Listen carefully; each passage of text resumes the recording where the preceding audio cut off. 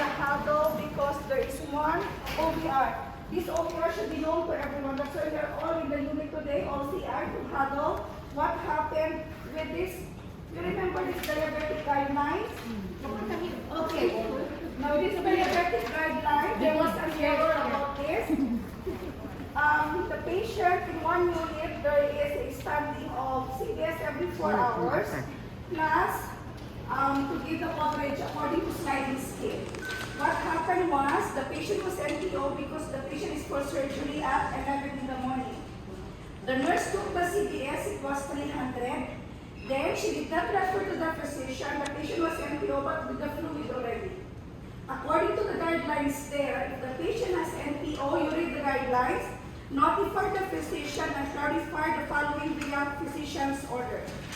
The nurse endorsed in the handover to the morning shift that please, I did not give the coverage, refer to the physician. 7 o'clock already. The CBS was checked at 6 o'clock. It was 300. Nothing given to the patient and the patient is for OR. Now they missed the dose of the morning. There is an order of AC plus that sliding scale. Now what is the implication? If you are the nurse who took the blood sugar and you are not sure to give or not, what will you do first? Inform your physician. If you are the bedside, to whom you will inform if you are not sure? Your charge nurse.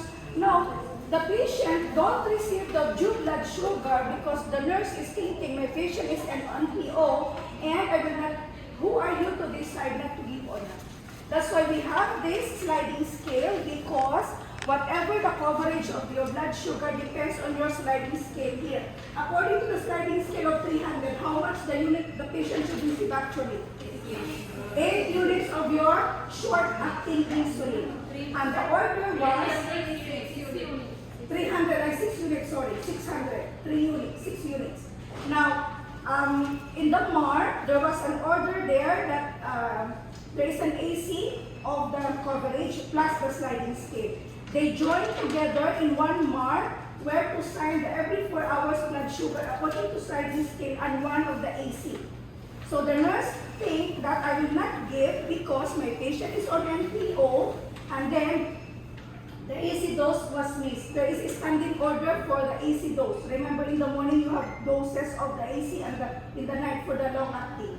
Now what happened was there was a missed dose of the patient because the nurse failed to relate the blood sugar plus the morning shift who received the 300 milligram because BC, she forgot to relate to the doctor and then the patient missed and then there was a delay in the OR. So where is now the error happened? From the morning shift or the night shift? Night shift. At 6 o'clock, you have to take every 4 hours. The due is 6 o'clock. Upon seeing your patient there is NPO, but you have to refer increased frequency of CBS in case 2 to 4 hours. Continue or hold short acting.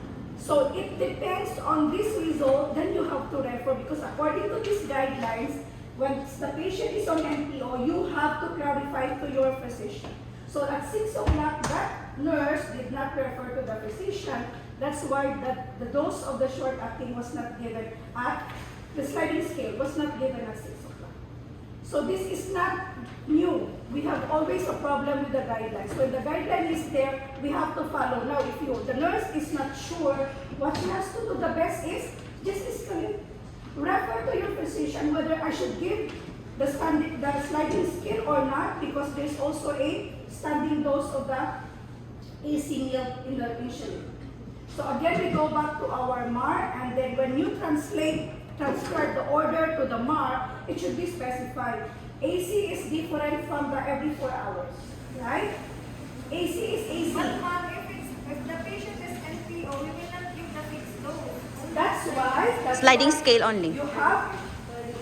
That's why sliding scale only, but the sliding scale was not given. The 6 unit was not given. The AC she has to hold because according to the guideline, continue or hold the fixed dose. The AC cannot be given, but they put on the MAR the same, the AC and the every 4 hours according to sliding scale. Only one in the medication sheet. So if there is a problem in the transcribing of the order to the MAR, plus the execution of this guideline.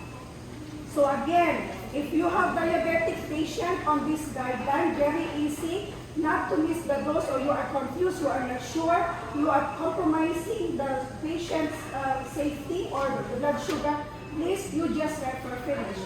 When you refer that hour, the doctor can tell you, don't give the AC, just give the sliding scale. You are done. But it was not referred, and then the nurse, in the morning, she received 300, she did not refer as well. It's already 9 o'clock that they found out that the blood sugar was not checked, it's increasing and increasing. So there was a delay in the surgery. So again, this is the one. Second that I am here, the Braden scale.